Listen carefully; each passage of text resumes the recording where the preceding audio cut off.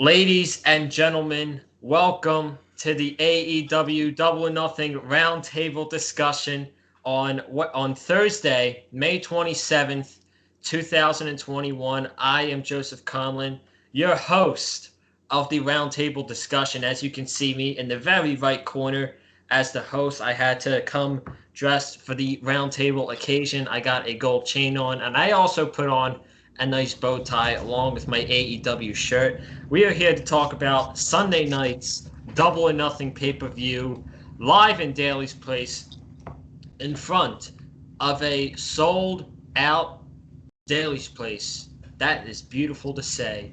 There's going to be a sold-out crowd Sunday night at Jacksonville. I can't wait. I can't wait for Double or Nothing. It is looking like it's going to be one of the best wrestling shows of 2021. Maybe the biggest wrestling shows of 2021, and we are going to talk about that here today on the channel. But ladies and gentlemen, as you can see in front of me, for the first time ever, we have more than one guest on the channel, as we have a round table of guests.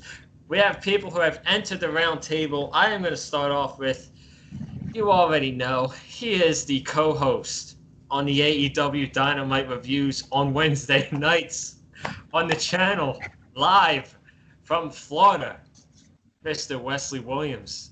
That's right. I'm live from Destin, Florida. Not Memphis, Tennessee tonight. Not Memphis. No. Not the comfort of my own bedroom. No, we are live here in this nice little condominium here in Destin, Florida. I'm right here in the beach to talk about Double or Nothing this Sunday night with three great men that are right here in front of me to talk to you, amazing people. Give our thoughts, our preview, our predictions going into Sunday's Double or Nothing pay-per-view with a full attendance. It feels great to see that full crowd of AEW loud and proud fans, and man, I can't wait for it.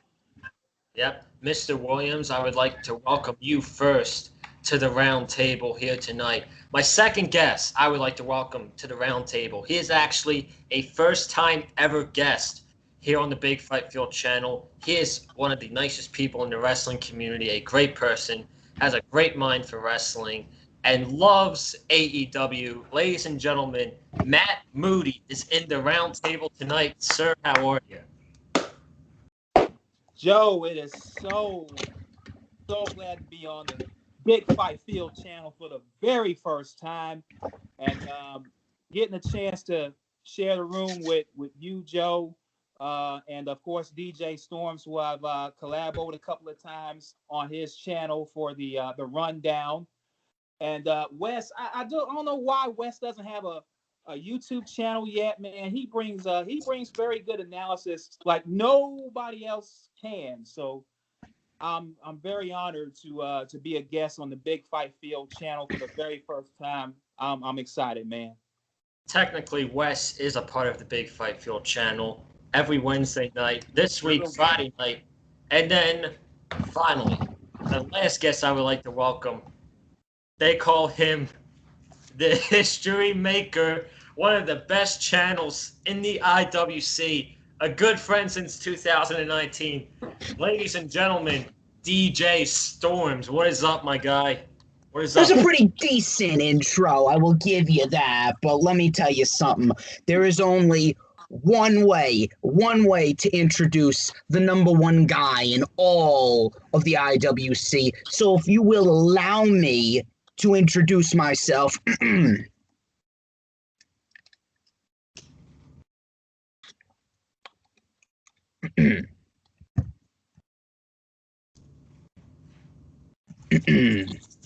Ladies and gentlemen, I'm the one and only DJ Storms, and I would like to welcome each and every single one of you to a very special video right here on the Big Fight Field YouTube channel with, of course, Matthew Moody, Wesley Williams, and the creator of the Big Fight Field channel, Joseph Conlon, my man. Now, if you don't know some of the other names that they call me, well, they call me Mr.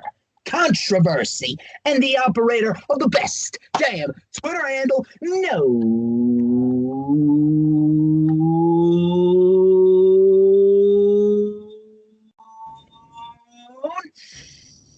wait for it,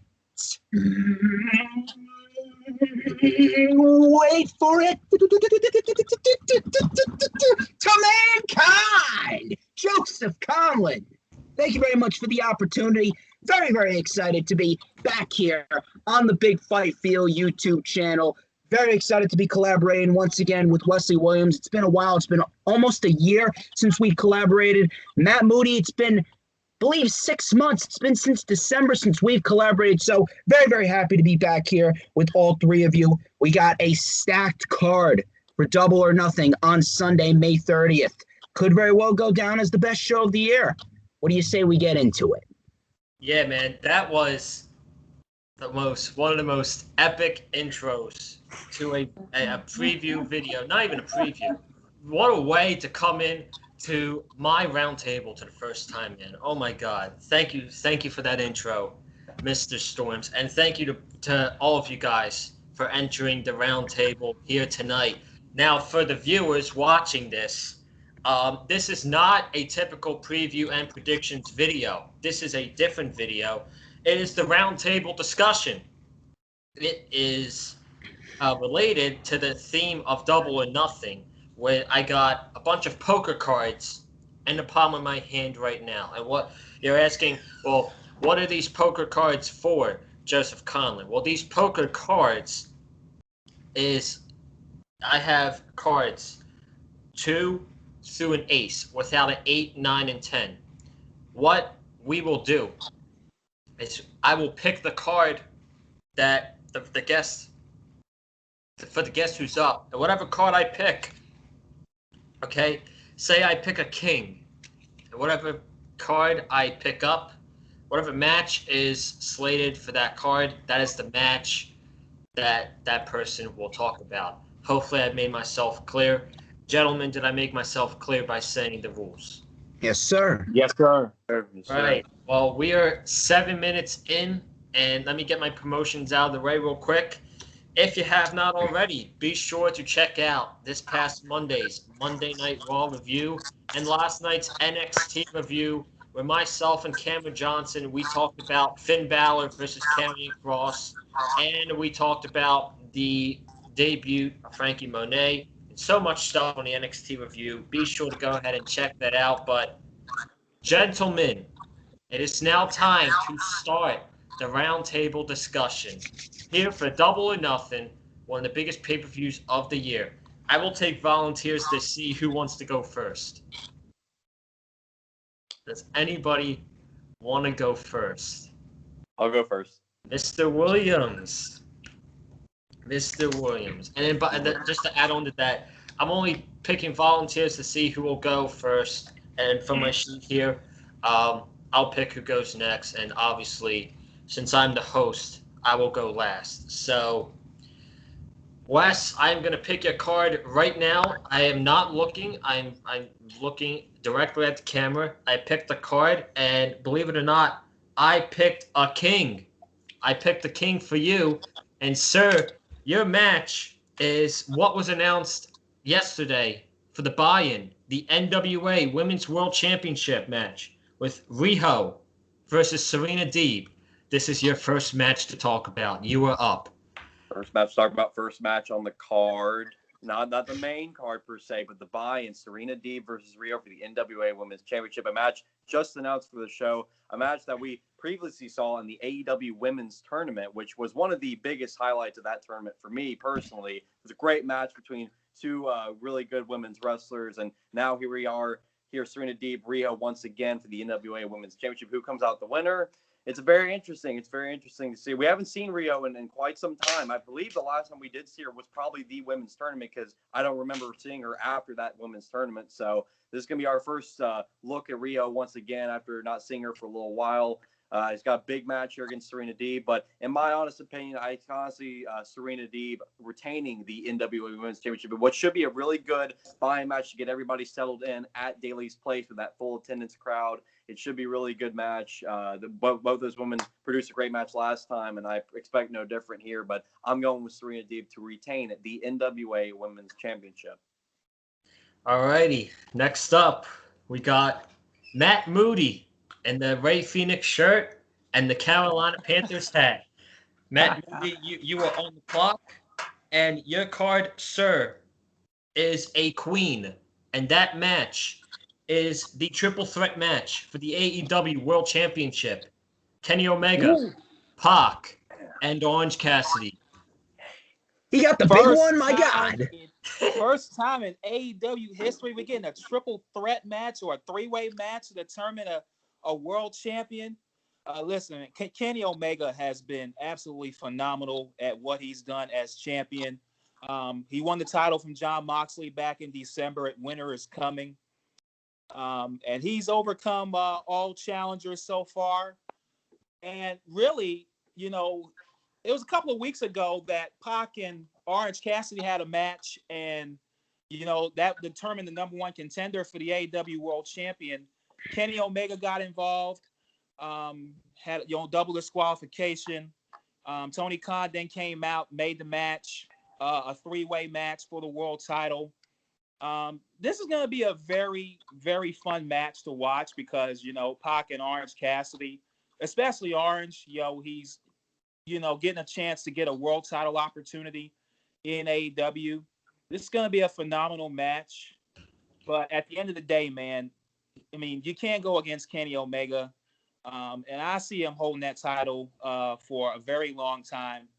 And Pac and Orange Cassidy, they're going to bring it. But at the end of the day, man, Kenny Omega is the man, and he's going to retain the AEW world title. I like it. I like the detailed analytics from Matt Moody right there. A big match just started off on the round table for Matt Moody. Mr. Storms, you are up, my friend. And the card I got for you is an ace. I picked the ace. I mean, is there any other card to associate with DJ Storms? I mean, come on. I got the ace for you, my friend, and that means your match is Sting and Darby Allen versus Ethan Page and Scorpio Sky. You're up. It's an interesting matchup to talk about. Let's talk about the pairing between Ethan Page and Scorpio Sky. I don't want to necessarily say it's terrible because it's not. Paige is a great wrestler. Sky is a great wrestler. They're both great on the microphone. They cut a great promo last week on Dynamite, especially Ethan Page. I love the intensity that Ethan Page has shown. Ethan Page, a very, very, very good talker. I don't want to say this is horrible. I mean, it's not like the Miro Kip Sabian best friend storyline. That storyline was perhaps the worst storyline in AEW thus far. There were only two positives to come out of that storyline. We had Miro getting his first win on pay-per-view and then the Arcade Anarchy. Outside of that, that feud was a complete waste of 5 months or 6 months. But I don't want to necessarily say the pairing's bad. It's just very odd. It's very confusing, and it honestly feels like they just paired these two together because they had nothing for either guy, so they decided to pair them together in a tag team to try and see what they can produce together. And then don't get me wrong, the reasoning why they're targeting Darby Allen and Sting, it makes sense. I get what Scorpio Sky is saying, the fact that he used to look up to Sting. Now he sees Sting as a washed-up old man. Ethan Page bringing up his history with Darby Allen, and now he's going to be the final nail in his coffin. The story's there, but the pairing just is not clicking. It just isn't clicking. I'm not really sure where they go. I'm not really sure where they're going to factor into. I'm not sure if they're going to factor into a tag team title opportunity after a babyface team takes the titles off of the Young Bucks. I'm not sure if they're going to factor into the TNT Championship title hunt, although I don't see that happening considering Miro's the TNT champion now. It's a very, very odd partnership. I'm not sure if this is going to continue after Double or Nothing. To be quite honest, I would continue it after Double or Nothing to give all four guys something to do. As far as Sting goes, Sting has looked very, very good in the small amounts of segments that we've seen him get physical since his return. As far as Darby Allen goes, I mean, what can I say about Darby Allen? Darby Allen, future world champion, absolutely. The storyline, it's okay, But the pairing between Ethan Page and Scorpio Sky, it's just very odd. It's very confusing. It seems like it just came out of thin air, and it's not really clicking. I'm not really sure where this is going, whether or not they win at Double or Nothing. It could swing either way, to be quite honest with you. This match and a couple of matches on the card could really swing either way. This is a match that could really swing either way. You could make a case for Darby Allen and Sting to go over. You could possibly have Darby Allen get a win and then possibly go after Miro and get his rematch. I don't see him winning, but that's one route that they could go. We could see Ethan Page and Scorpio Sky get the win. We could see them get the win possibly by pinning Darby Allen, and that could set up a possible Sting heel turn, and they could build towards Sting and Darby Allen, which I do believe is coming at some point. That's one of the main reasons why Tony Khan brought Sting in, was to get Darby Allen over. And after Darby Allen beats Sting, we could possibly see Sting take a break for a little bit. So it's a very, very, very tough match to call. You could swing either way. But if I'm going to have to go with something, I'm actually going to go with Ethan Page and Scorpio Sky. I'm actually going to go with Ethan Page and Scorpio Sky to get the win by pinning Darby Allen. Either they pin Darby Allen, maybe they pin Sting. Who knows? Maybe Scorpio Sky ends up pinning Sting because they got that storyline going on. Maybe we get a singles match between Ethan Page and Darby Allen coming up at Fyter Fest, which is the show between Double or Nothing and All Out. There's a lot of different routes that they can go, but I do believe that this feud is going to continue after Double or Nothing, and we do get Ethan Page and Scorpio Sky getting the win here against Sting and Darby Allen. Very, very shocked by that outcome.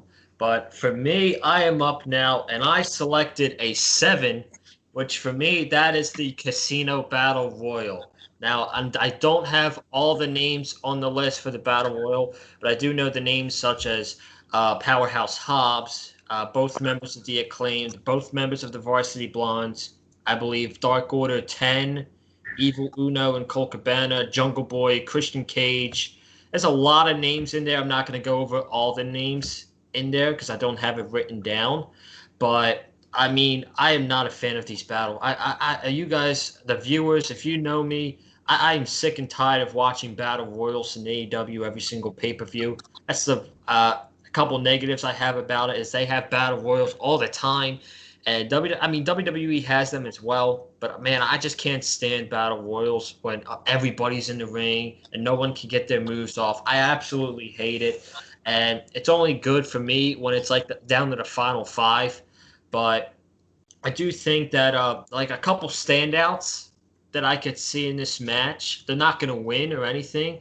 I could see Hobbs having a good performance in the Battle Royal. Another name that I think should have a great performance and should dominate is Nick Comoroto in the Factory. Now, I know that QT Marshall is the leader, and you have a Gogo who's got a big match with Cody Rhodes, but why not give Comoroto a big push in the Battle Royal? He doesn't have to win, but I think him having a good performance in there would do great things for him. Now, as far as the winner goes, actually, before I get to the winner, I'll talk about who I have for the Joker. I do think the Joker is going to be Nick Gage. I do think he's going to be the Joker. I don't think Nick Gage. Yep. He recently just had an episode on Dark Side of the Ring. I thought it was a great episode. I don't know. You guys watched Dark Side of the Ring, right? Yes. I'm actually going to be watching the Ultimate Warrior one tomorrow. Nice. And so I think he'll be in there. But ultimately, I think it's going to come down to Jungle Boy and Christian Cage. And for me, if I'm going to go ahead and take Christian Cage, that's boring. I'm going to take Jungle Boy to win this Battle Royal. I think he is going to challenge Kenny Omega for the World Championship. Maybe at Fyter Fest coming up, they do that. And I can actually see the Elite going into a feud with the Jurassic Express going into All Out. And I could see the Young Bucks making fun of Jungle Boy. And to them and the Jurassic Express, when it comes down to the big one, you can't get the job done. Jungle Boy didn't win the world title. He didn't win the TNT title. When it came down to the number one contender match for the tag titles, at Blood and Guts. You didn't win that. I can definitely see them doing that. So just right there, I am taking Jungle Boy to win the Casino Battle Royal. And I think a one-on-one match between Jungle Boy and Kenny Omega in a full crowd, I think that would be a dope match. So I'm taking Jungle Boy. And now we enter round 2 of the round table. Who's going first this time? Mr. Storms. Storms is up. All right. We enter round 2. And DJ, your card is a jack. And the match you have is Jon Moxley, who is a wild thing. Jon Moxley and Eddie Kingston versus the Young Bucks for the tag team titles. Very, very, very good match to call. I've been getting, it seems like I've been the tag team specialist. I've been getting all the tag team matches. But this match definitely should be a very good match. I can definitely see this match being the match to potentially kick off the show. Eddie Kingston and Jon Moxley, they've been a very entertaining duo. Young Bucks, they've been fantastic as heels. Their heel work has been excellent. They've definitely been the second best heels in AEW, right behind Kenny Omega. Number 3, obviously, being MJF. We'll talk about him later. But as far as Eddie Kingston and Jon Moxley, they go. I don't see this being a permanent thing. I mainly see this as a thing to get both of these men through Double or Nothing, mainly just to get a big match on the show. It'll be a very good match, but I don't see this lasting throughout the summer. It could, for all we know, and who knows? We could very well see Jon Moxley and Eddie Kingston win the tag team championships. This is another match that could swing either way.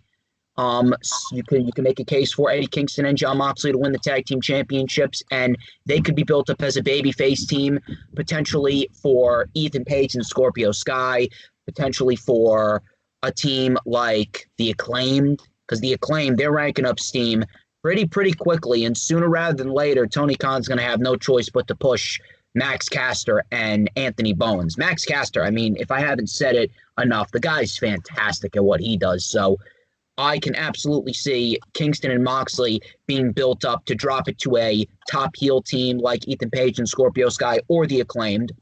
But when you take a look at it, it wouldn't really make too much sense for Moxley and Kingston to win, considering Jon Moxley's going to go away to be a father. His wife, Renee, is due any day now. Any day, like probably by July, maybe August, we could be looking at Jon Moxley as a father. So you would have to believe that he would want to take some time off, and Tony Khan's absolutely going to give him some time off to care for his kid, to relax, take as much time as you need.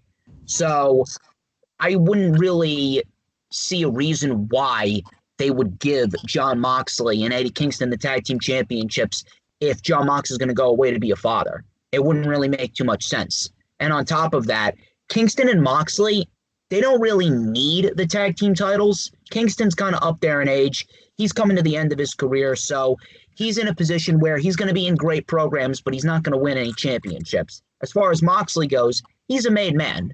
Moxley's a made man. He held the AEW championship for 277 days, had great matches with the likes of Lance Archer, Brody Lee, Brian Cage, MJF, Kenny Omega, Eddie Kingston. So at the end of the day, Moxley doesn't need a championship. The Young Bucks right now, their job is to continue to build them up as top heels. And then when you have a top-tier babyface team like Jurassic Express, which is what I've been calling for a while now, you have a top-tier babyface team in Jurassic Express, you put that team against the Young Bucks, and you have that team beat the Young Bucks, and you create new stars, just like they did with Darby Allen beating Cody Rhodes for the TNT Championship. So I can see the Young Bucks retaining the tag team championships, and I see the Young Bucks holding those titles throughout the summer, going into All Out where they drop it to Jurassic Express. I see Jon Moxley leaving to be a father, and I see Eddie Kingston potentially going into a TNT title program with Miro. That would be interesting. That would be absolutely interesting. Matt Moody, are you ready, sir? I'm ready, brother. Yes, Bring it sir. on. Yes, you already know. Matt Moody, speaking of the TNT Championship, you got the 5 card, and your match is Lance Archer versus Miro for the TNT Championship. Oh man, Miro.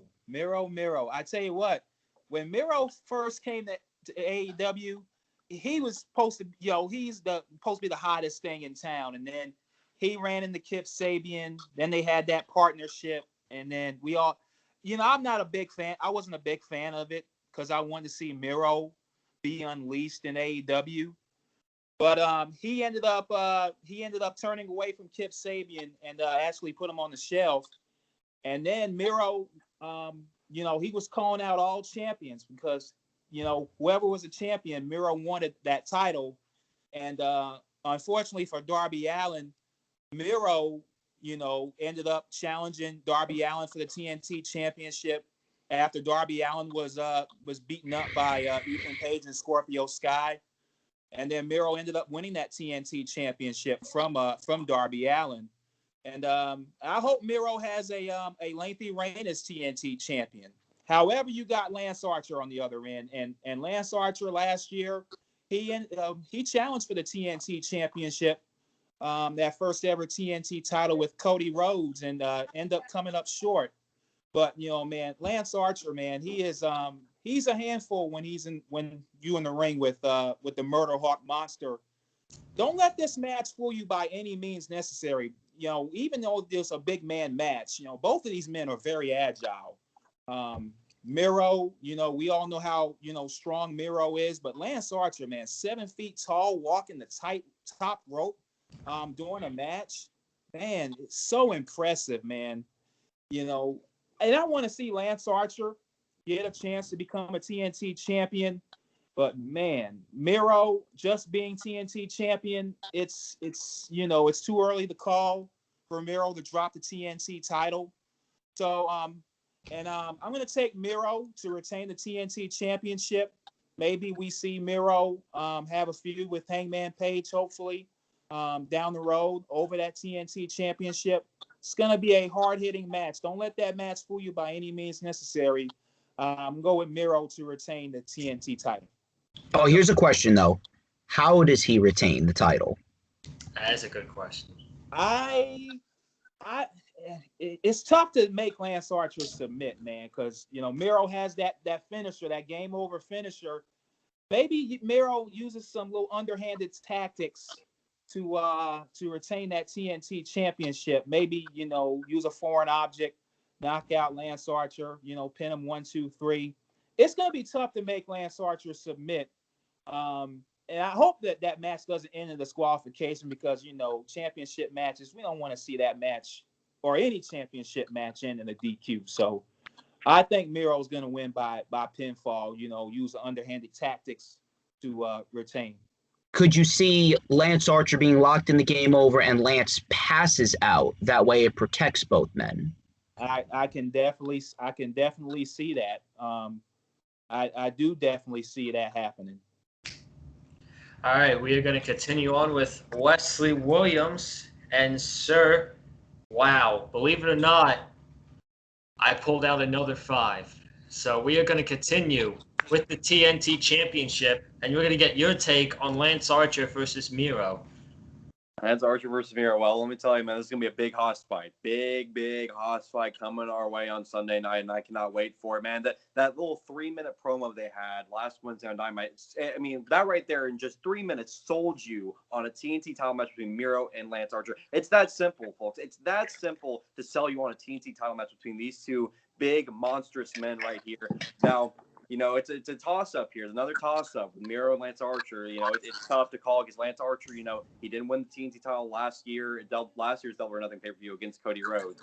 Now he's got another shot here, this time against Miro. And Miro, he just won the TNT title. So you don't really want him to just, be a transitional champion and then just drop the title right then and there. So I'm kind of with, what Matt was talking about, what we were bringing up to was like, Miro could possibly make Lance Archer pass out in the game over submission. So that way it doesn't make Lance Archer look weak. He makes both men look strong in the end. I could definitely see that happen. Miro could use underhanded tactics, given that he is a heel. We could see that happen as well. But regardless, we're going to get a great match between these two men. These two men can go in the ring, that is for sure. And I imagine this will be a hard-hitting, big, monstrous Godzilla versus Kong-like fight.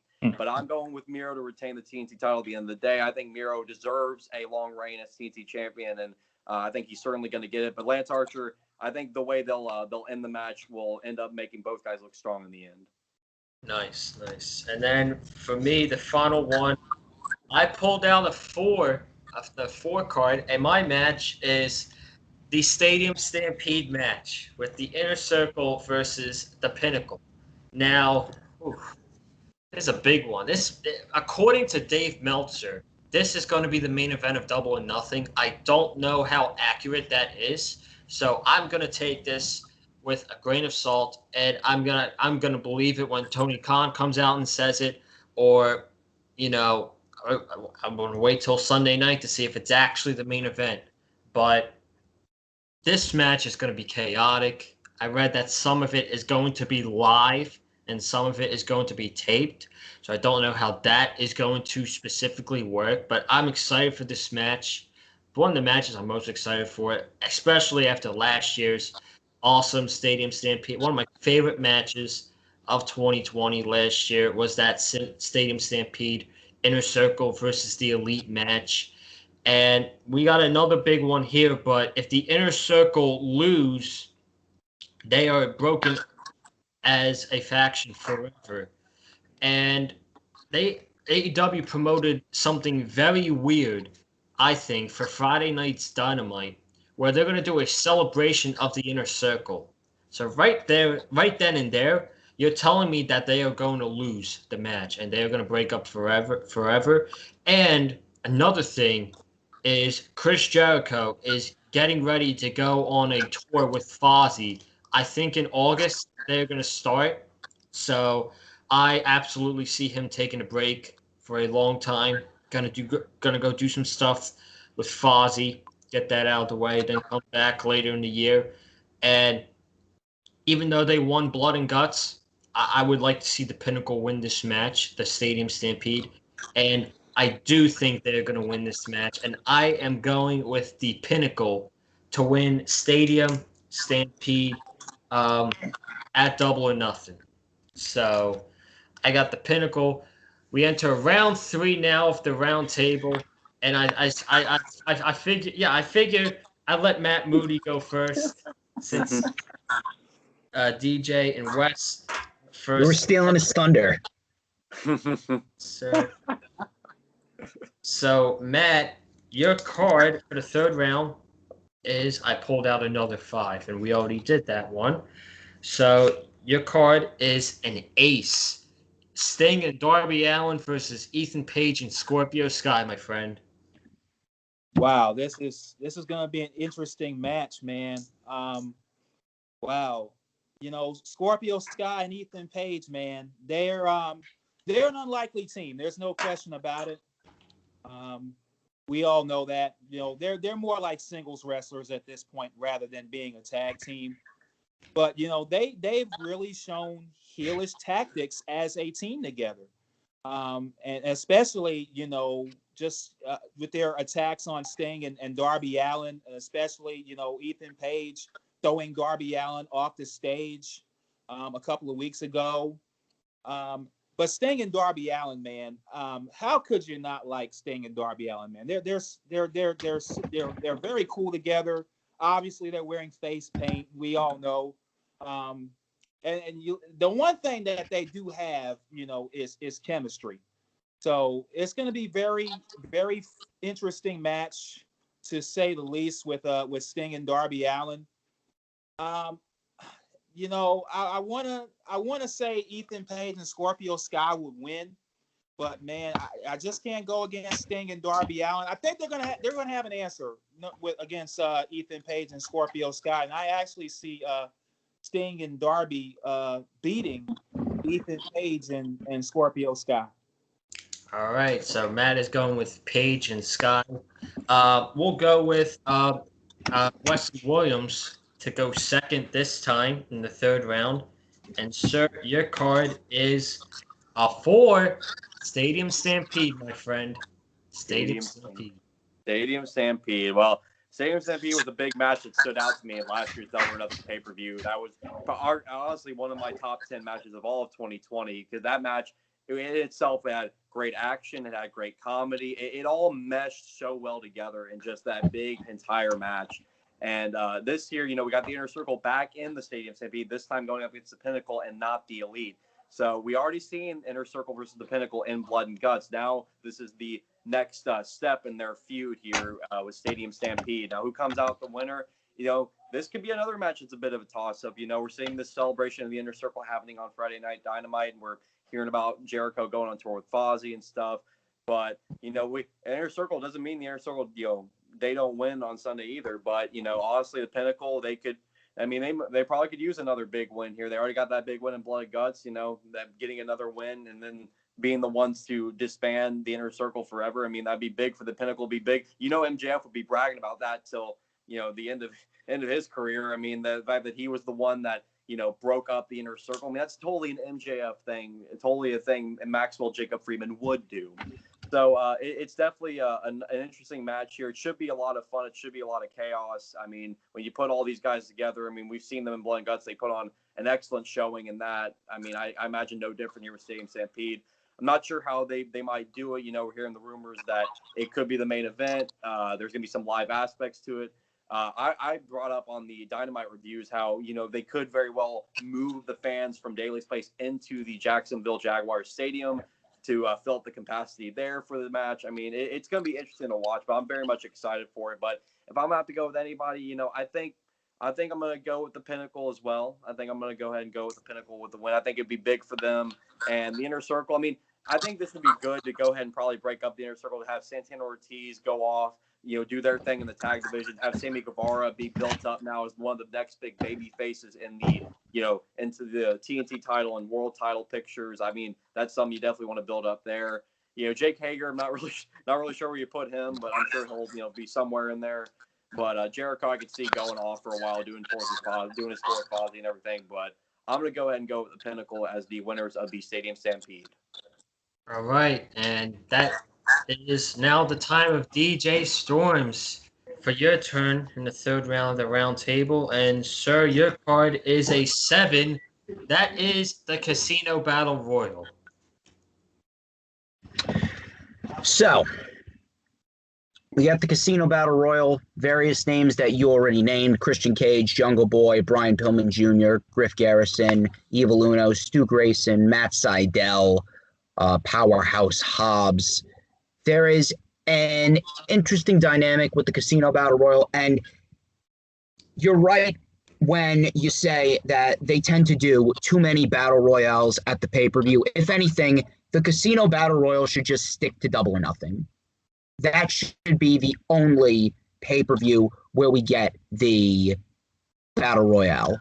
Now, as far as the winner, did you guys happen to watch Impact Wrestling's Under Siege? I have not. I did not. Really? So I don't know why something in me was just telling me to watch it. So I watched it, and it was a decent show, but I just felt like I was looking for something, and by the end of the show, I found that I was looking for that 6-way match to decide the number 1 contender for Kenny Omega's Impact World Heavyweight Championship. Everyone had their money on Sami Callihan. Sami Callihan was screwed over by the Good Brothers. Moose ended up winning. So Moose is challenging Kenny Omega for the Impact World Heavyweight Championship at Against All Odds on June 12th. Now comes the fun part. I'm telling you right now, I called it the moment it happened. I called it the moment Sami was screwed out of fighting for the Impact World Championship. We are going to be on the verge. We are going to be on the verge of seeing Sami Callihan come out as the Joker card and Sami Callihan is going to win the Casino Battle Royal, and he's going to challenge Kenny Omega for the AEW World Championship out of redemption. Yes, out of redemption for the Good Brothers screwing him out of him fighting Omega for the Impact World Championship. And that is the best route to go. That's bold. Tell you, man, That sounds great. That's a bold prediction right there, man. I like it. Sami Callihan and Kenny Omega. All right. So that's a big bold prediction. I pulled out my card. I got a queen, so I get to talk about the World Championship match between Kenny Omega, Pac, and Orange Cassidy. I'm gonna keep this one short and sweet, man. Seems like DJ. I don't know. No. I'm still here. I'm still here. Oh, okay. So we got Pac, Omega, and Cassidy. This should be the main event. This should be the main event of Sunday night's pay-per-view. I think this is going to be a great match with this crowd. Orange Cassidy in a full capacity is something that I have missed for a very long time. So to get that on Sunday night, to see him come to the brisk of winning the World Championship, that is going to be a great moment, even though he's probably not going to win it. And more than likely, I think he'll take the pinfall as well. This should be a great main event for the World Championship. I think the crowd is going to be hot for this one. But I am going with, just like Matt Moody said, I can't bet against Kenny Omega. I can't do it. So I got Kenny Omega retaining the World Championship on Sunday night. And now we head into round 4, and we started this thing off first with Wesley Williams. So now we're gonna go around the circle. I feel like from first, second, third, now to fourth. Wesley Williams, you're gonna start us off. And my card for you, my friend, I'm gonna pick this one. You already talked about the buy-in match, so we'll put that in the pile. You already talked about the Stadium Stampede match. Jesus. I'm interested in this. I'm really interested to see what you have to say about this. Oh God. United States versus England. Oh my gosh. Cody Rhodes Oh versus Anthony Agogo. Sunday night at Double or Nothing. Cody Rhodes versus Anthony Ogogo. Man, it's weird, the fact that this is a Cody Rhodes match of all matches. I gotta say, this is the least excited I am for a match on this entire card. It's gotta be this match right here. And no offense to Cody, I love Cody. I love me some Cody Rhodes, but every feud he's pretty much been in over these past few months has been really lackluster, I would say. That's something that the feuds with QT Marshall, and then even though we ended up getting a great mixed tag out of it with him and Red Velvet versus Jade Cargill and Shaq. I mean, the feud, the way it was built up itself, I wasn't a fan of it. I wasn't a fan of the idea of the match itself. But Cody Rhodes, Anthony Ogogo, the only thing I really have to say here is if Anthony Ogogo doesn't show me wrestling moves, this is going to be a colossal failure. We need to see more than just a gut punch. We need to see more than just a lift up punch to the face. We need to see wrestling moves. I want to see wrestling moves out of this guy. I know that he is a former boxer. I get it. I understand. You've established this. But this is pro wrestling. This isn't boxing. We need to see Anthony Ogogo get in there and wrestle it up with one of the best wrestlers in the world today in Cody Rhodes. And so, and if you're going to have, a match with anybody, I mean, Cody Rhodes, it's a big one, and Anthony Ogogo, I mean, he hasn't shown to any of us that he deserves this spot in a pay-per-view match against Cody Rhodes.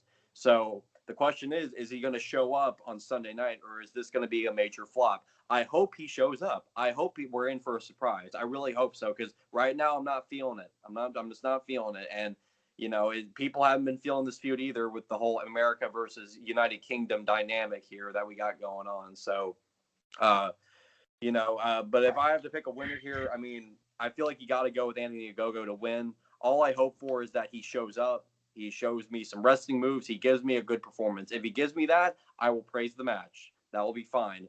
But If he shows up and we're just going to get a gut punch, then I'm just going to crap all over it. So that's as simple as that. So I'm going with Anthony Gogo to win. I feel like that's the only right route to go here. I mean, that's the guy you're really building up right now in the whole Factory faction. But yeah, I'm going with Anthony Gogo to be the winner at Double or Nothing. All righty.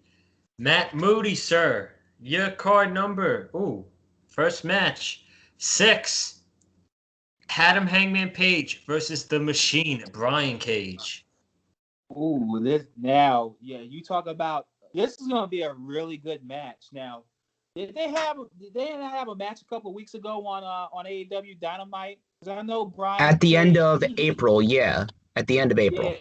Yeah, and not only Cage won that match, but he dominated Hangman Page. I think Hangman Page is going to be ready this time around against Brian Cage. And listen, Hangman Page, he is a main event performer all around. And Brian Cage, he's a really good main event performer himself in his own right. This is going to be a really interesting match. But I think for Hangman Page's sake, if he wins, and if he does win, he has to be in line for a title opportunity. More so like the TNT title down the road. This is going to be a really fun match. And with a full crowd at Daly's Place, this might be a match that's going to be so underrated that could steal the show. So I'm going to go with Hangman Page to avenge his defeat against Brian Cage and get the win in front of a packed crowd at Daly's Place. Very, very interesting. Mr. Storms, you're up, and your card number is Jack. You already talked about the Young Bucks match. Your card now is, you already talked about the Casino Battle Royal.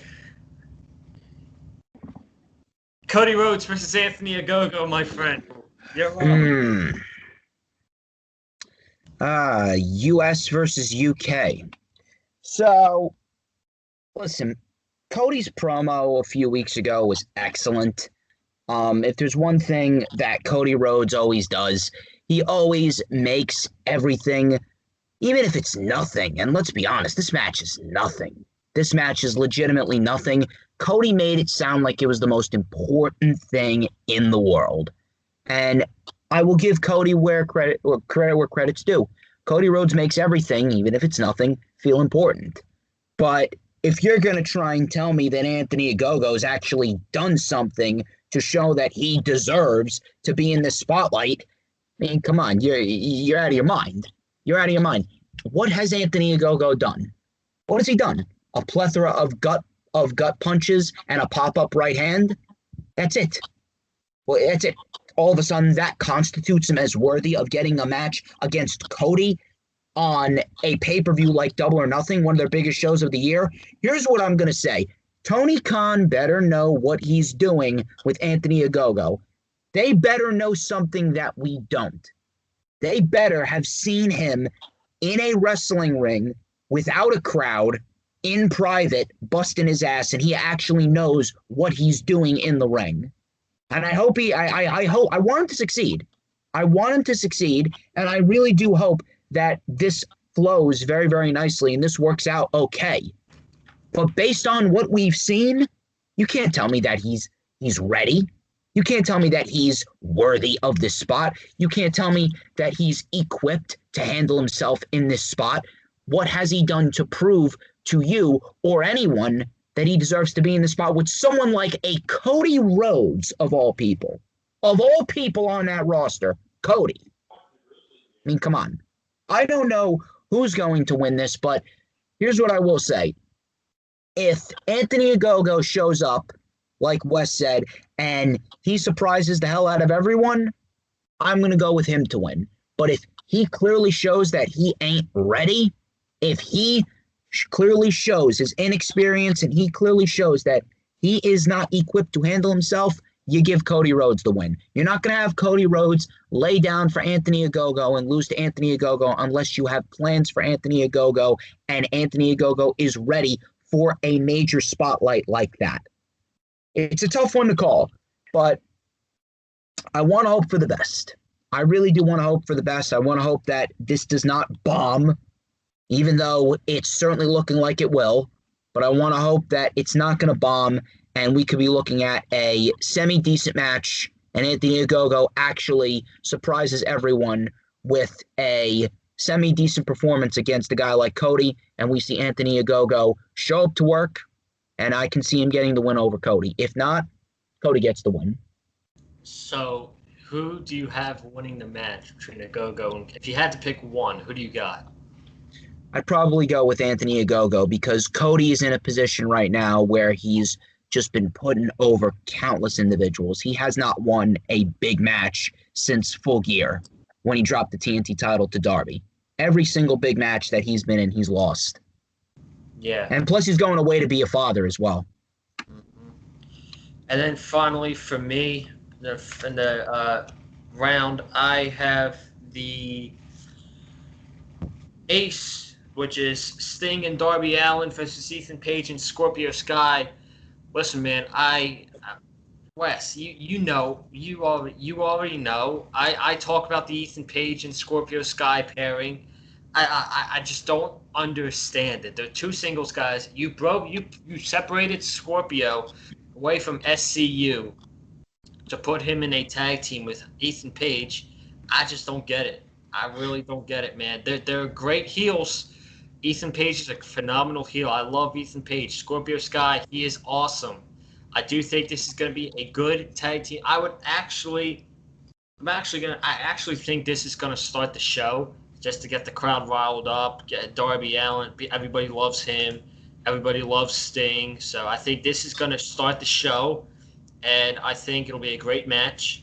Get the crowd invested, get the crowd hyped, and no way do I see I don't see Sting losing his first match in 6 years in front of a live audience. He had his first match in 6 years at Revolution, but it was a taped match. It was a street fight match against Team Taz. This one is a live tag team match in front of live people. I don't see him losing this match at all.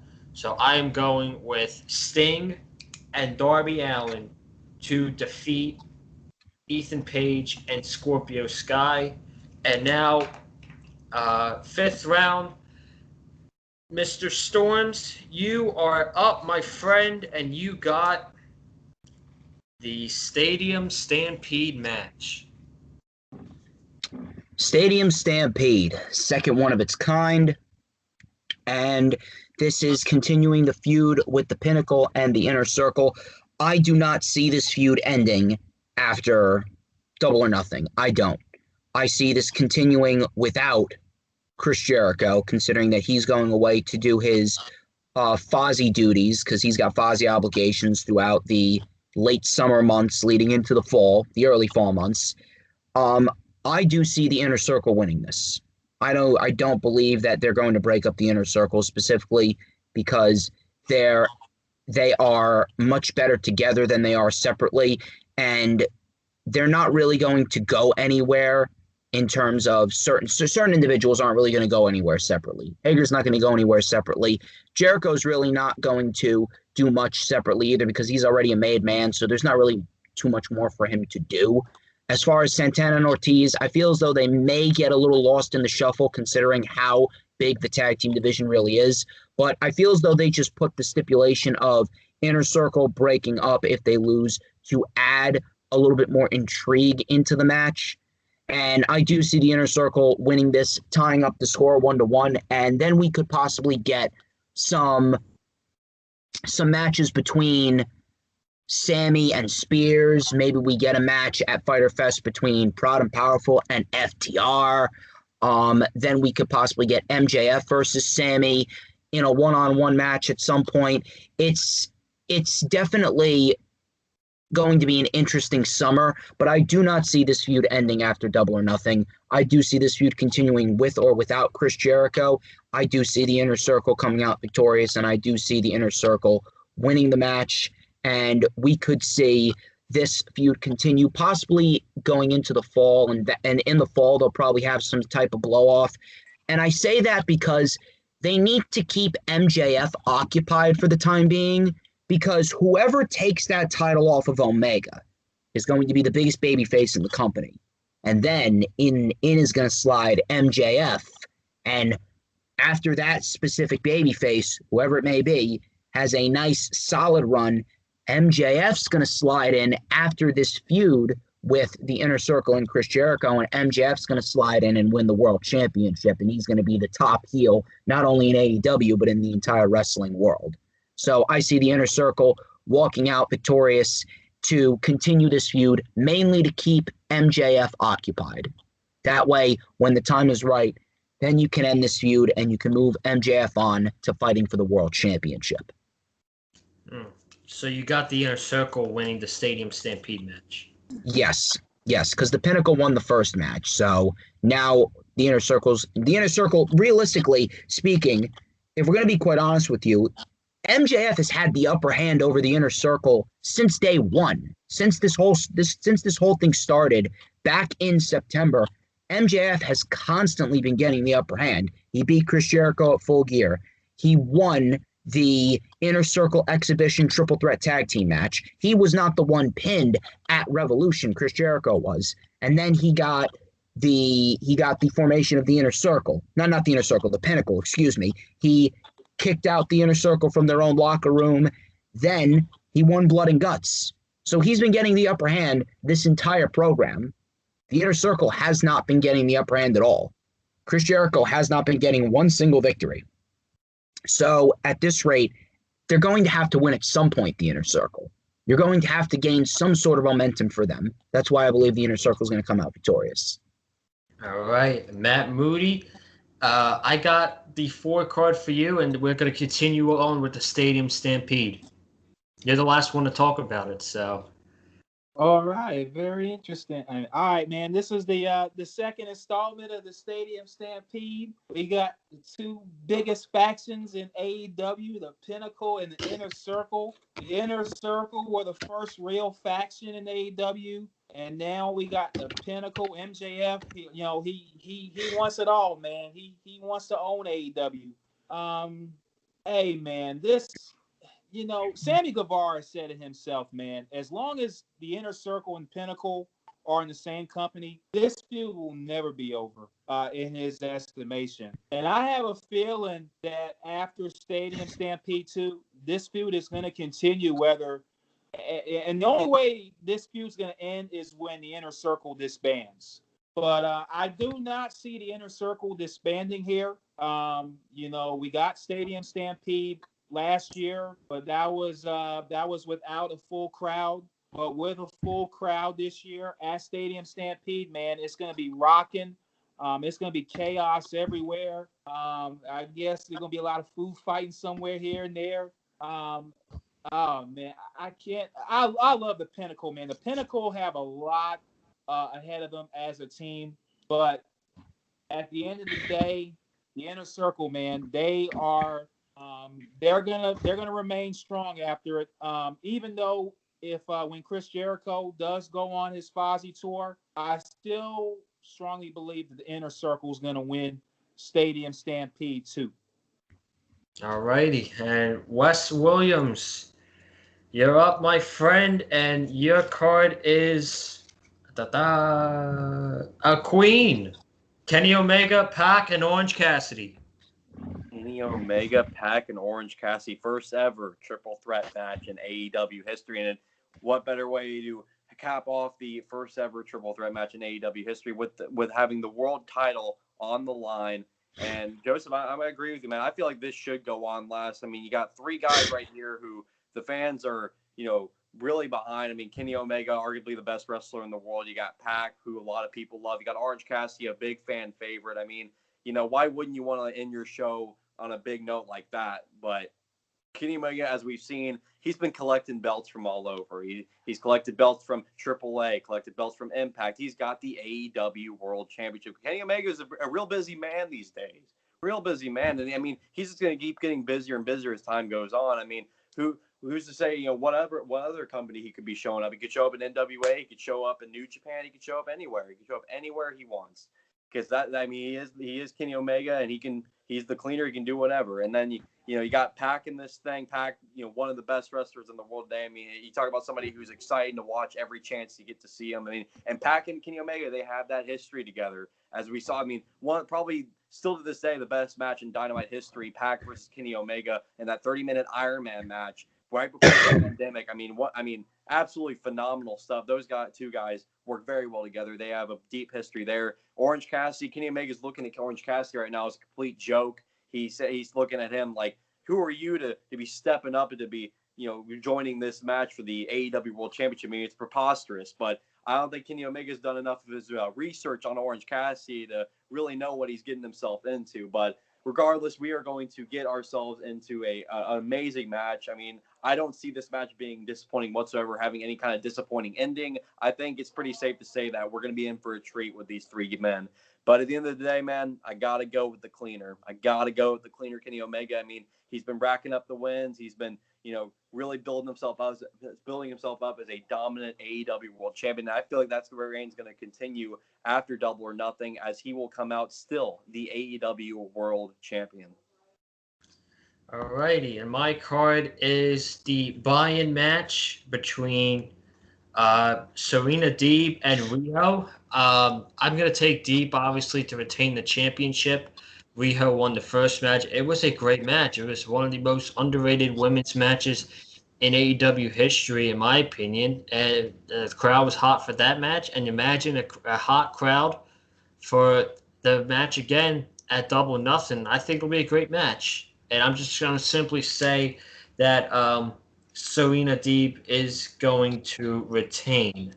And ladies and gentlemen, we are halfway done the roundtable discussion. And man, we are an hour in, and we're only halfway done having a great time in the roundtable. Matt Moody, we're going to start you off round 6 in the roundtable. We're halfway done. And sir, you have the Casino Battle Royal. Oh man, this is gonna be another stacked field in the Casino Battle Royal, headlined by Christian Cage. Man, you guys pointed out, man, these battle royals, not too big of a fan of it.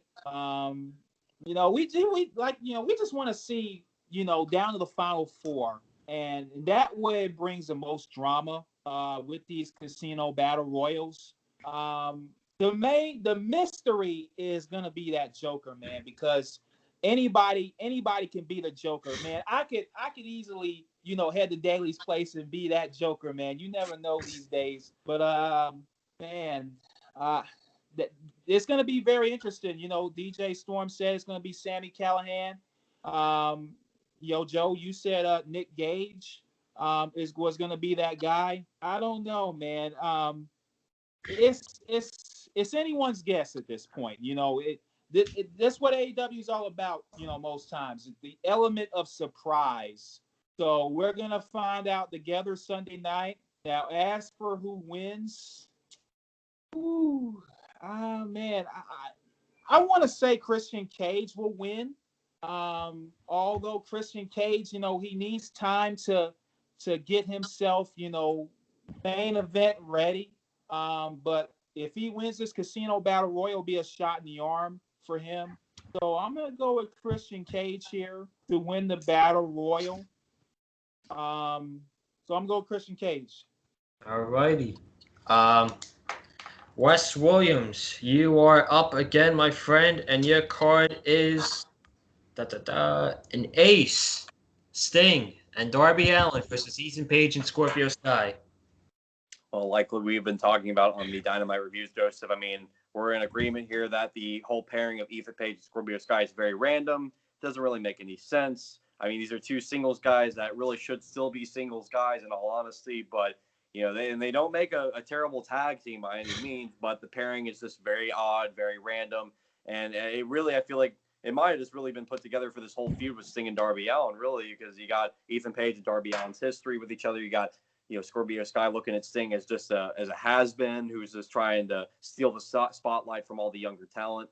But I think we're in for a good tag match regardless. But if I had to choose who's coming out the winners, It's a toss-up, but I'm going to go with Sting and Darby Allin. I think Sting and Darby Allin are going to get the win here over Paige and Scorpio Sky.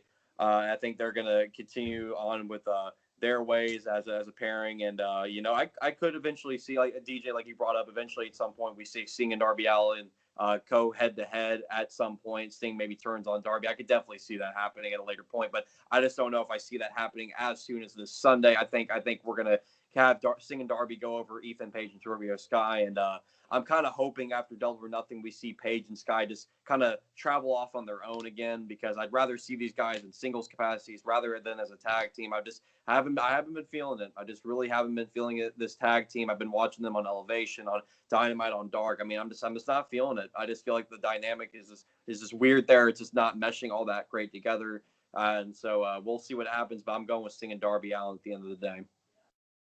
And DJ Storms, you're up as the thunderstorm starts here where I am in New Jersey. And wow, it's the first time I pulled out this card. 3. And if you guys realized, we have not talked about DMD yet. That is the Doctor. Brit Baker versus Hikarushita for the Women's Championship. Well, I actually did not realize that until you brought it up. But Hikarushita versus Brit Baker for the Women's Championship. I remember these two had a very good match back in April of 2020 where they shot a month's worth of Dynamite at the Nightmare Factory back when the pandemic first started. I remember it like yesterday, right?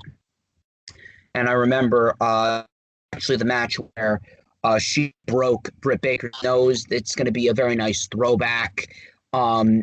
These two women, especially Brit Baker's come such a long way when she first debuted in AEW, and she just was not clicking as a babyface. She was just not resonating as a babyface, and ever since she became a heel, she just took to it like a fish to water, and everything just flowed a lot nicer with her as a heel. Then you got Hikarushita, and yes, has not had a good reign as women's champion. That's not on her. But at the end of the day, you can't deny the fact that she is credible. She is credible. She has credibility. She has legitimacy because every single title defense that she's had, she's won, and she's had it for over a year now. So at the end of the day, you can't deny that she has maintained credibility. Now it's time for that credibility to be transferred. And I said it from day one, the right woman to do it was Brit Baker. Now we have Brit Baker versus Hikarushita after a year-long reign of Hikarushita as women's champion, and now Brit Baker is going to have that credibility transferred to her.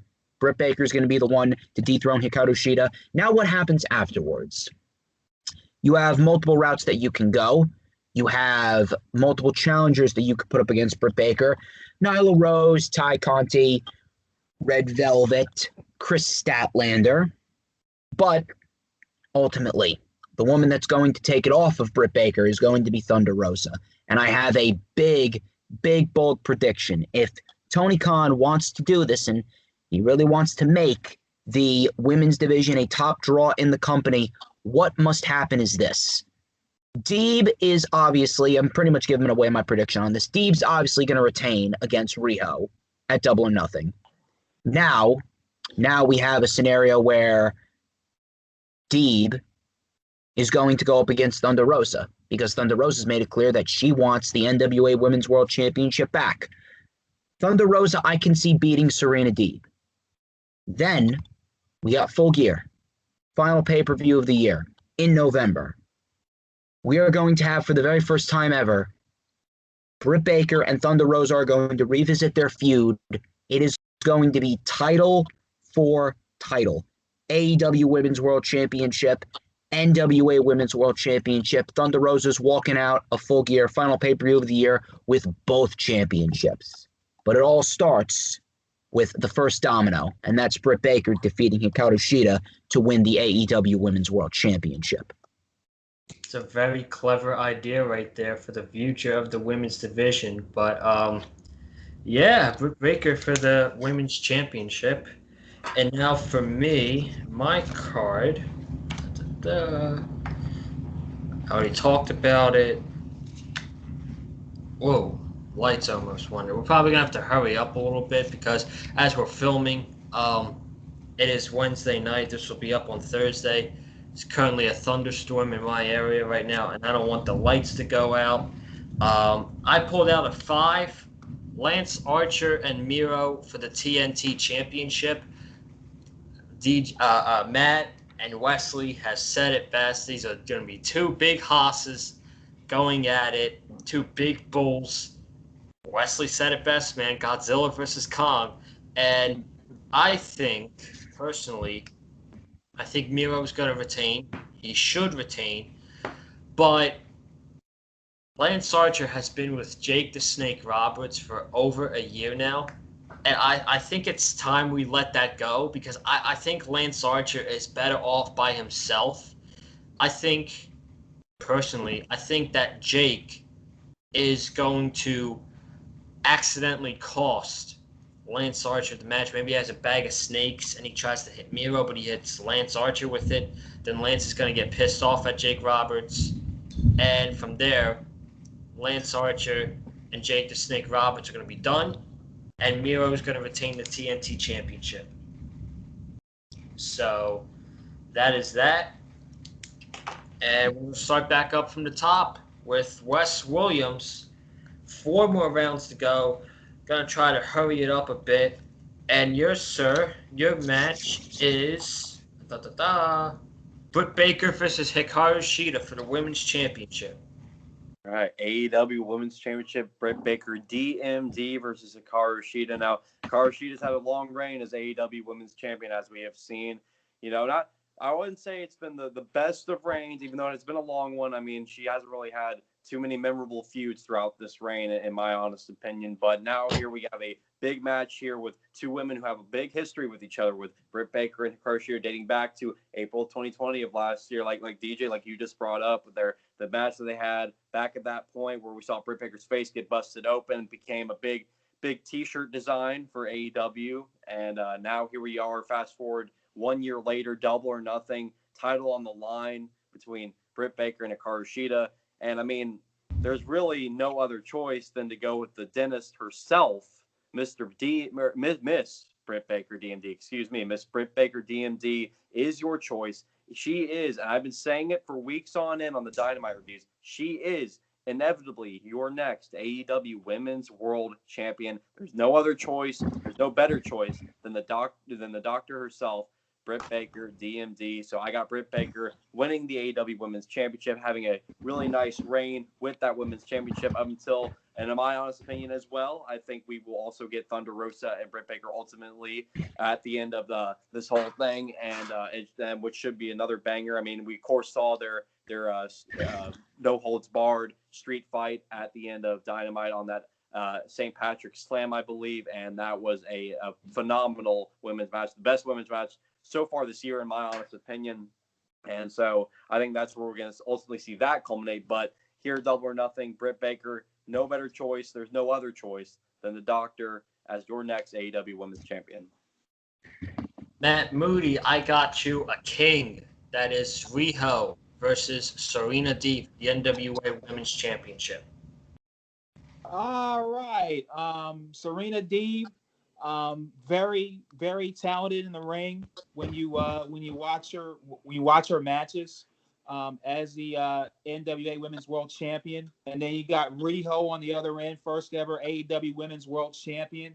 This is gonna be a very fascinating match and a really good buy-in match to get everybody settled in.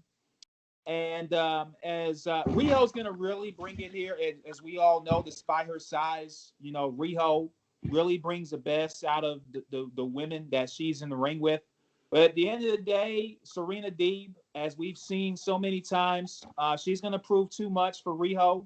And I see Serena Deeb retaining the NWA Women's World title. And eventually we see Thunder Rosa be the next to take that title off of Serena Deeb, and let Thunder Rosa enjoy that reign with it. But I'm gonna go with Serena Deeb to retain the NWA Women's World title.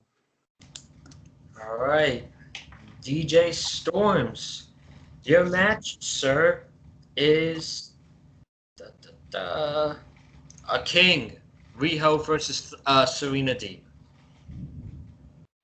Yeah, I pretty much already gave it away, but yeah, this is going to be a very good women's match. I expected Serena Deeb to be defending her championship on the buy-in, and I'm actually glad that they're not just throwing Thunder Rosa there and doing it now.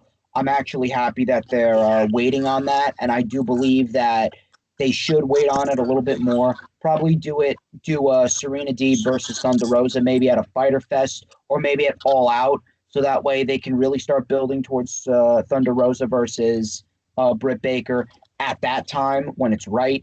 But right now, the match that they had back in the AEW Women's World Tournament was great. Probably the best match out of that tournament.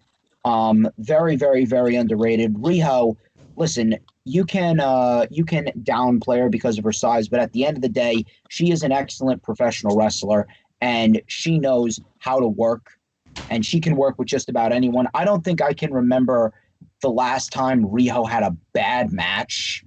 I don't think I can call out when Riho ever had a bad match. She may not have the best character, but she is a very, very consistent worker, and that's what I can appreciate out of Riho. And at the end of the day, she's going to do the same thing with Serena Deeb here, just like they did all the way back in that women's tournament about 4 months ago. And I do expect Serena Deeb to come out victorious, and then she's going to move on to Thunder Rosa, and Thunder Rosa will eventually win that women's world championship back. All right, so he's got Serena Deeb for the win. And my next card is a 3. So I'm going to go. Oops. Nothing happened. My bad. I'm going to go with Brit Baker versus Hikarushita. And it's time, dude. They're celebrating Shida Friday night on Dynamite. And yeah, exactly, dude. It's Brit Baker's time to win the women's championship. She is by far the most entertaining heel as far as women's wrestling goes in the world. She is the most entertaining heel, maybe the most entertaining character in all of women's wrestling in the entire world. That includes WWE as well. It's just her time. People love her. People are gonna go crazy when they do that, when she does the whole DMD thing at Daly's Place, and she's gonna have a good reign as the women's championship. And I agree, she's eventually gonna drop it to Thunder Rosa. And if it's not Thunder Rosa, I could see her dropping it to Stat. So I'm going with Brit Baker as we enter the final 3 rounds. That round was all the women's matches right there. And we got DJ Storms starting it off for the 8th round. And, sir, your match is Lance Archer versus Miro. Lance Archer versus Miro for the TNT Championship. It may seem like they have backed themselves into a corner, but they have an easy out here. I, for one, would love to see Lance Archer as the TNT champion, and I actually thought that we were headed down the route of Lance Archer potentially beating Darby Allen for the TNT championship, but apparently that's not happening now. Apparently now we are headed down the road of Miro versus Lance Archer for the TNT championship. So, with that being said, I do believe that this is going to be a very nice horse fight. Both men are very, very, very intense individuals. I don't think you'll find an individual more intense in AEW other than Miro or Lance Archer. I do believe that these two are going to bring they're going to bring their A game. They're going to beat the ever-living hell out of each other. And in the end, I do see Miro retaining the TNT championship. And the best route to go about that would not be to pin Lance Archer. It would not be to make Lance Archer tap out. Miro should not be using underhanded tactics. He doesn't need that. He's a beast. You're not going to have it would be similar to Karrion Kross, even though Miro's no Karrion Kross. He hasn't been built up as much as Karrion Kross. But at the end of the day, Miro's a big, intense individual that lets his fists do the talking. You're not going to have him use a foreign object, no matter how big Lance Archer is, no matter how powerful Lance Archer is. So at the end of the day, Miro gets the win by locking in the game over. Lance Archer passes out, protects both men, and Miro continues his reign as TNT champion going into the summer months. All right, and Matt Moody, you're up, sir, and your match is Cody Rhodes versus Anthony Agogo. Wow, man. You know, this is as Wes pointed out, one of the least, actually the least favorite match on the Double or Nothing card, man, because I'm not really buying into the whole Nightmare Family versus the Factory feud of some sorts. But man, Anthony Ogogo, he looks like a built wrestler. He looks impressive when you see him on paper, but when the gut punch, the punches, man, you basically can't live your career off of winning matches with just one punch. I want to see more of what Anthony Ogogo can bring to the table. And he's facing Cody Rhodes, man. He's facing one of the best wrestlers in AEW. He's done it all in terms of his history, and Cody being the American dream for one night to pay homage to the late Dusty Rhodes. It's gonna be an interesting match. Hopefully, this match isn't a screw up of some sorts. Anthony Ogogo. I'm gonna go with Cody Rhodes here, man. I think Cody Rhodes is gonna beat Anthony Ogogo. Anthony Ogogo's. Hopefully, he'll give Cody Rhodes and whoever's at Daly's Place at the full capacity a decent match. But I see Cody Rhodes coming out on top. All right, and Wes Williams, your match, sir, is we haven't talked about this one in a while. Mox and Kingston versus the Young Bucks. Mox and Kingston versus the Young Bucks for the tag team titles. A match I'm very much looking forward to. Ever since the beginning of the whole pairing, I've loved Moxley and Kingston together. I thought these two mesh super well together. I thought both of them, they obviously have a history with each other. Whether they're feuding or whether they're together, I feel like both of them just mesh so well. And here we are, here with their match against the Young Bucks for the tag team titles. Obviously, Moxley's been feuding with the Elite for quite some time now, with Kenny Omega and all them. Now here we have Moxley paired up with Kingston feuding with the Young Bucks, and I'm very much looking forward to this match. I think the crowd's gonna be red hot for this match for sure. Number one for Jon Moxley. Jon Moxley is one of the most over guys in all of pro wrestling, not just AEW, but it's in all of pro wrestling. Eddie Kingston, we haven't seen in front of a full crowd yet. I'm very interested to see how the crowd receives him. I think he'll be received very well. The Young Bucks, they know how to get a reaction. We all know the Young Bucks know how to get a reaction. Their Twitter game has been on freaking point since they've turned heels. I've loved every single second of their bio changes. I've literally kept up so much with their new bio. And every time they tweet new bio, I am right on it. So I think these two teams are going to produce a great match. But at the end of the day, I don't think the Young Bucks are dropping those titles just yet. I think they're still going to continue on as the AEW World Tag Team Champions. But regardless, I think Moxley and Kingston will give them a run for their money. And it's going to be a fun match to watch for sure. But at the end of the day, I'm going with Matt and Nick Jackson to retain the AEW World Tag Team titles. All righty, and my card, I pulled out a 6, which is once again a match we haven't talked about in a while. Hangman Page versus Brian Cage.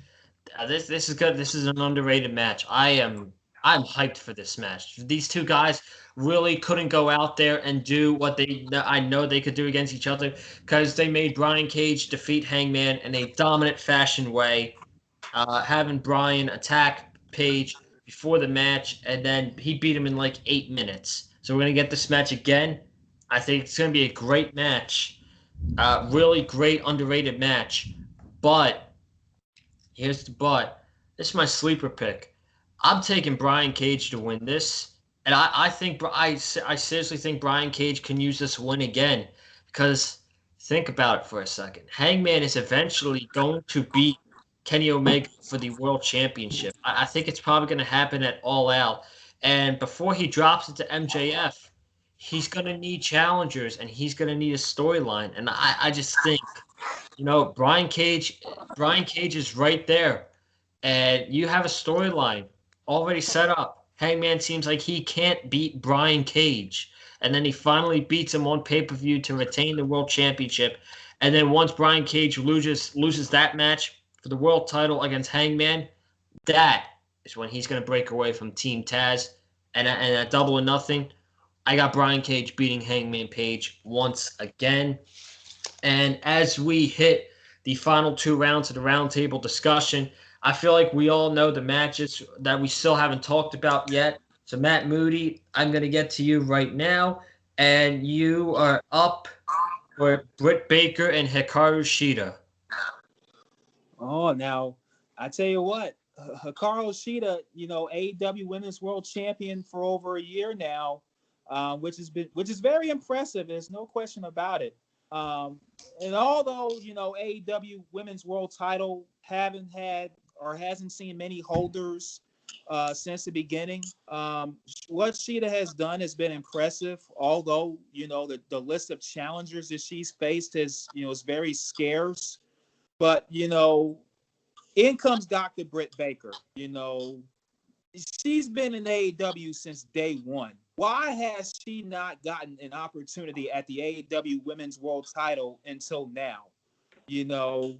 And Brit Baker, she's been racking up wins after win after win, and eventually now is the number 1 woman in the rankings to challenge Shida for the Women's World Title.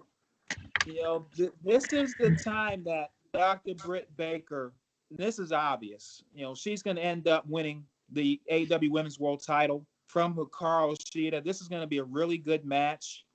Hopefully, we don't see too much of Rebel or Reba interfering in that match.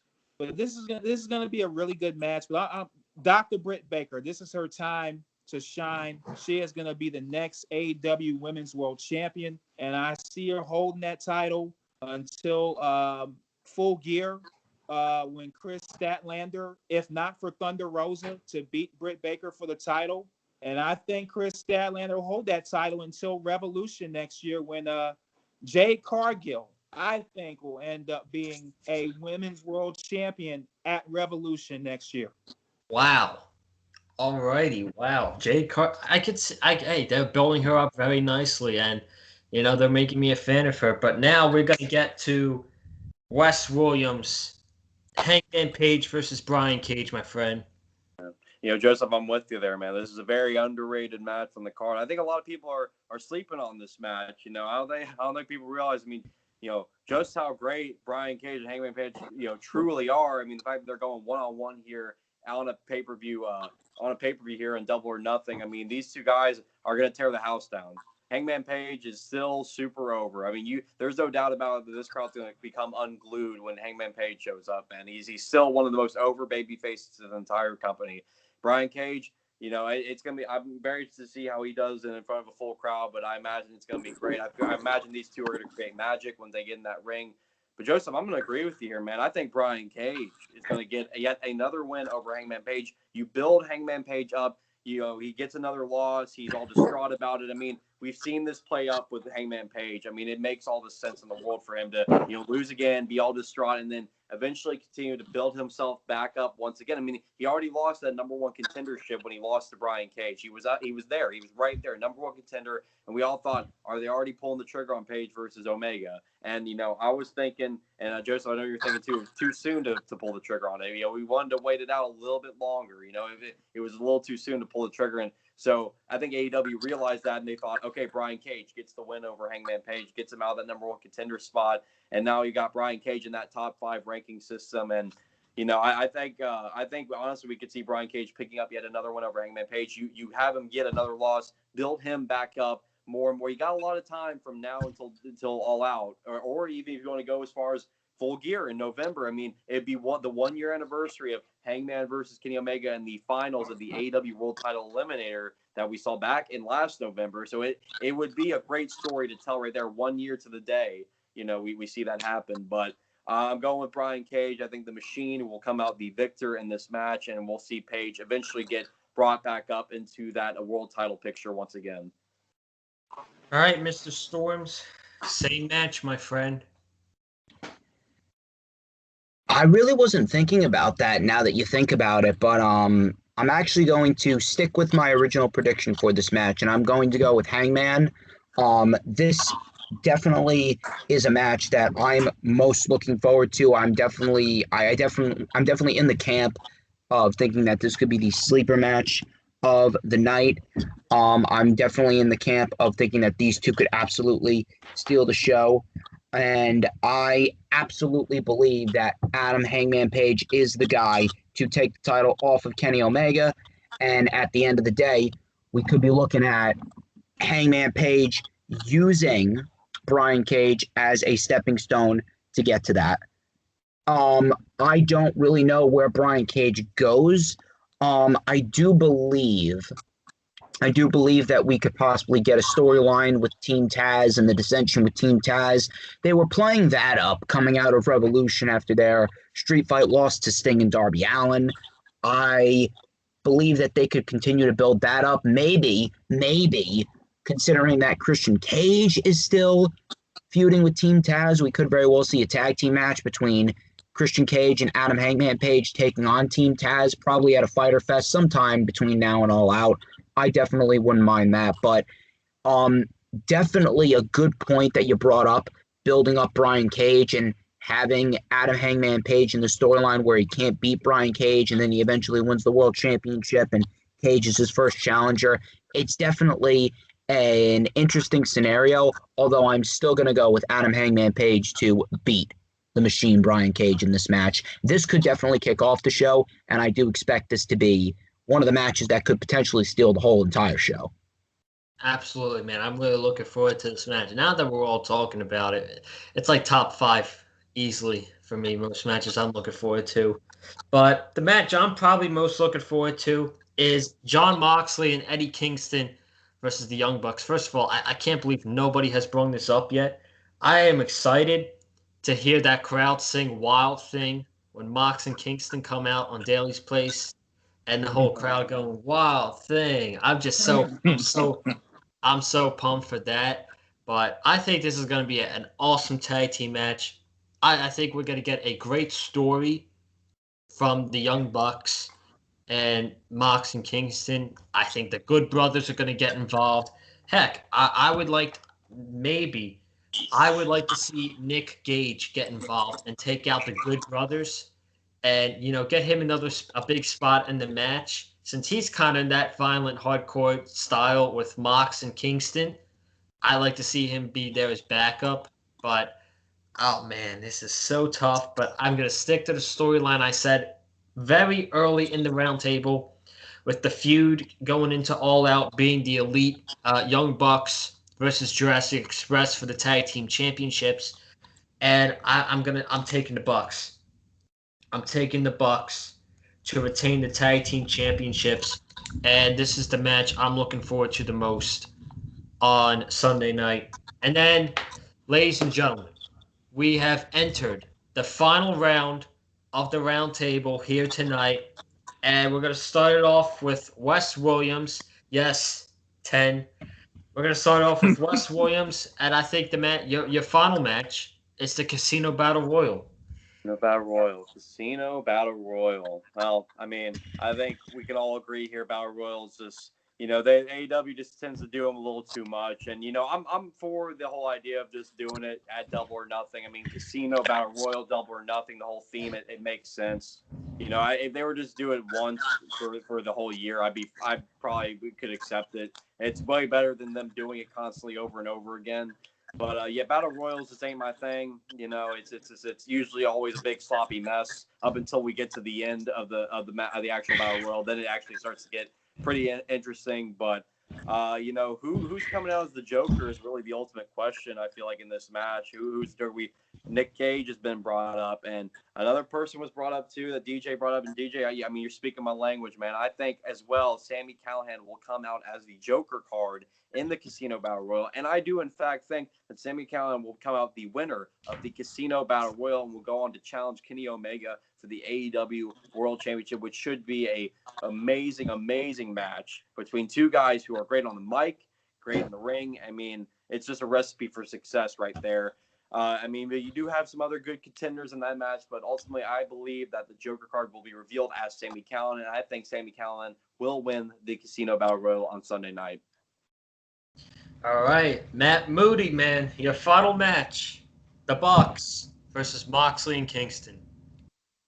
Well, the Young Bucks have they've really personified themselves as a heel tag team in AEW, man. They the ones that turned on Moxley a while back on Dynamite and started this heel run, man. And the Bucks they've gone from this rocker style attire to this completely different complex attire, more to fit their heel side. Meanwhile, you got John Moxley and Eddie Kingston. They're not your ideal team, but they're a very entertaining team, man. They went from almost killing each other last year, toward the end of last year, to being a tag team. They crashed the Elite's trailer a while back. This is going to be a really good match. And, Joe said it, that wild thing, I'm very interested to hear the fans sing to that song, with that full crowd. This is going to be a really good match. I'm going to take the Young Bucks to retain the tag team titles here over John Moxley and Eddie Kingston. Going to be a really good match, but I see the Young Bucks retaining. All right. DJ, your final match is the triple threat for the world title. And I'm glad that this match was last, because this match definitely deserves to go on last at the show. When it comes to a guy like Kenny Omega, you're not just going to shaft him, even if it is for Stadium Stampede. You have to put him last on the show because he is the most important aspect of the entire show. We got Omega, Cassidy, and Pac. There's multiple scenarios that they can go with for this match. But I can definitely see Omega winning this match by pinning Pac, mainly because of the fact that I do believe that they're going to build up Orange Cassidy to get that one-on-one match with Omega, and that's going to be after Sami Callihan wins the Battle Royal, and I do see Orange Cassidy getting a one-on-one match with Kenny Omega sometime between now and All Out before we eventually get Omega versus Paige for the AEW World Championship in the main event of All Out. But I expect this to be perhaps one of the matches that steals the show, perhaps a match of the year candidate. Anything that Omega does, I mean, you take a look at everything that Omega's been doing, his match with Moxley, his match with Phoenix, his match with Seidel, of all people. I mean, Seidel's very underrated, but that was just a random match thrown together. That didn't really have any build, and Omega made it. He made it must-see. That's what Kenny Omega does. He makes things must-see. And the fact that Omega has held the title for as long as he has, going on 6, he has got higher summer level championship before we get Paige and Omega at All Out. And he has had a damn good reign with that championship. Every single title defense has meant something. Everything has flowed very, very nicely. And at the end of the day, we're going to get a great triple threat match. First time ever that we're ever getting a triple threat match for the AEW World Championship. And Omega's going to retain. I do see him retaining by pinning Pac. Maybe he pins Cassidy, and maybe we see Pac vie for a one-on-one opportunity against Kenny Omega. It's definitely a toss-up, but I definitely see Omega fighting either Callihan and or whoever is not the one pinned in this triple threat. And I see those two being the two last interim opponents. Sami Callihan, Pac, or Orange Cassidy are going to be the two last interim opponents for Kenny Omega before we eventually get Omega versus Paige at All Out. Paige wins the championship, and then maybe we see Omega versus Christian Cage at Full Gear without the championship. That's definitely a match that I have a feeling they're going to tap into, but it shouldn't be for the World Championship. Yeah. And my final match is Cody Rhodes versus Anthony Ogogo, actually the last thing on the round table. And literally all you guys, like you all said it best, man. Anthony Ogogo, he better show up. He better not just be throwing punches or throwing his opponent up and then boom. Like Wes said it best. Like that. If that's all it takes to be a wrestler, then I guess I should just start throwing gut punches. Right. Seriously. But Hey, Cody, can I throw a gut punch on you? Are you watching, Cody Rhodes? All right. Oh boy, but yeah. What does Cody benefit from winning this match? I don't really see Cody benefiting from anything in this match. Plus, most of the fans want a Gogo to actually win in a United States versus England type feud where the American always wins and whatnot. This case, it shouldn't happen.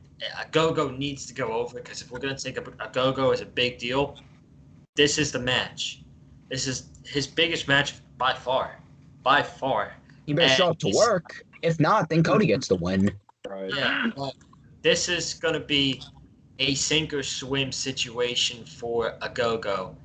I think he needs to win. I think he needs to have a great performance as well. So to end it off here, I am taking Anthony Ogogo to win against Cody Rhodes.